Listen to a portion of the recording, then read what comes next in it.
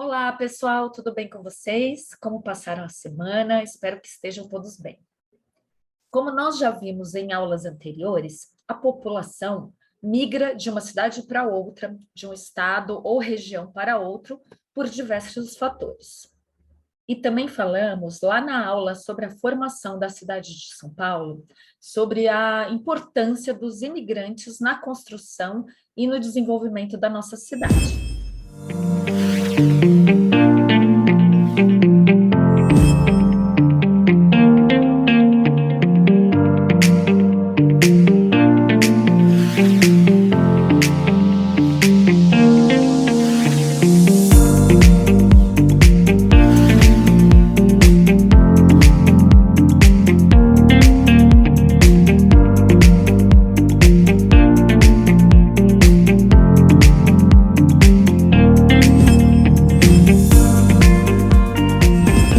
Mas as imigrações não pararam, nem no Brasil e em nenhum lugar do mundo. O fluxo de pessoas que mudam de país por diversos motivos é muito grande. Vamos falar um pouco sobre o que acontece aqui no nosso país. Mas antes, precisamos esclarecer a diferença entre os termos imigrante e refugiado. Os imigrantes são pessoas que saem de seus locais de origem por questões sociais e econômicas e por livre e espontânea vontade. Já os refugiados são pessoas forçadas à migração por sofrerem iminente risco de morte e perseguições, que podem ser por diversas causas, em seus locais de origem, geralmente devastados por conflitos armados ou dominados por organizações criminosas. Segundo dados da Agência Brasil, entre 2010 e 2020, ocorreu um aumento de 24,4% no número anual de novos imigrantes registrados no Brasil, e atualmente 1,3 milhão de imigrantes residem no país. Os maiores fluxos foram do Haiti, Venezuela, Bolívia, Colômbia e Estados Unidos. As principais razões para a mudança dos fluxos migratórios são a crise econômica iniciada em 2007 nos Estados Unidos, na Europa e no Japão, e também o desenvolvimento econômico e social no Brasil, que aconteceu nas primeiras décadas dos anos 2000. Desde o ano passado, a pandemia do coronavírus impacta a vida dos novos residentes. Depois de registrar quase 18 mil imigrantes em janeiro de 2020, os números caíram bruscamente, atingindo 7 mil em janeiro deste ano. Alguns motivos foram o fechamento das fronteiras, dificuldades de obtenção de vistos, dificuldades de transportes, crise econômica, entre outros. Já a saída de brasileiros para morar no exterior vem registrando aumento ano a ano, principalmente a partir de 2014, quando a crise econômica se instalou no Brasil. O Itamaraty estima que aproximadamente 3 milhões e 600 mil brasileiros vivem no exterior. 44% estão nos Estados Unidos. Logo em seguida, vem o Paraguai, o Japão, o Reino Unido, a Espanha e Portugal.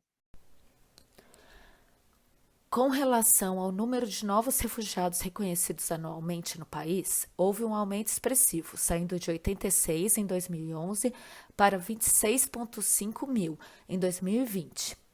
Já quanto às solicitações de reconhecimento da condição de refugiado, também teve um aumento, passando de cerca de 1,4 mil em 2011 para 28,8 mil em 2020. Essa imensa população que entra anualmente no nosso país impacta diretamente na nossa economia, assim como no emprego e na educação no nosso país. Nesses últimos 10 anos, o número de postos de trabalho ocupados por imigrantes triplicou, e a criação de postos criados especificamente para os imigrantes e refugiados no mercado formal também aumentou, sendo que somente entre os anos de 2019 e 2020, passaram de 21,4 mil para 24,1 mil, um aumento de cerca de 12,7%. O estado de Santa Catarina foi o que mais criou postos de trabalho. o número de estudantes imigrantes matriculados na rede básica de ensino no Brasil entre 2010 e 2020 quase triplicou. Segundo o CONARE, Comitê Nacional para Refugiados, entre 2011 e 2020, o reconhecimento da condição de refúgio concentrou-se nas nacionalidades venezuelana, síria e congolesa. Ao final de 2020, havia mais de 57 mil refugiados reconhecidos vivendo legalmente no país. E quais são os problemas enfrentados por essas pessoas ao chegar aqui? Ao chegarem ao nosso país, muitas delas são vítimas de xenofobia e racismo e sofrem também com dificuldade de adaptação devido ao choque cultural. Apesar do Brasil ser conhecido pela sua hospitalidade e receptividade, tem aumentado muito os casos de xenofobia, principalmente contra os imigrantes e refugiados vindo de países subdesenvolvidos. E vocês lembram o que é xenofobia? O conceito de xenofobia está relacionado com o preconceito contra diferentes culturas ou contra diferentes grupos étnicos. No caso da xenofobia aqui no Brasil contra os países subdesenvolvidos, se deve, em parte, ao fato de que a população acredita que os estrangeiros podem trazer doenças ou roubar empregos dos brasileiros. Além disso, algumas pessoas ainda acreditam que eles podem ser uma ameaça à identidade cultural do país. Já os estrangeiros, muitas vezes buscam abrigo fugindo da perseguição política, ou de guerras, ou de alguma situação de miséria no país de origem. Sendo assim, muitos permanecem aqui em situação irregular. Devido a isso, o Brasil produziu mecanismos para autorizar residências temporárias para os refugiados. Mesmo assim, muitos que aqui chegam encontram uma situação precária de vida. Chegam sem emprego, sem moradia, comida ou dinheiro, e a maioria não fala o português. Essa dificuldade com o idioma, além de atrapalhar o ingresso no mercado de trabalho, dificulta a socialização dos imigrantes por aqui e atrapalha muito aqueles que dependem de atendimento em locais públicos, por exemplo. Muitos também chegam sem documentos, e conseguir a documentação para viver legalmente aqui pode também ser um desafio.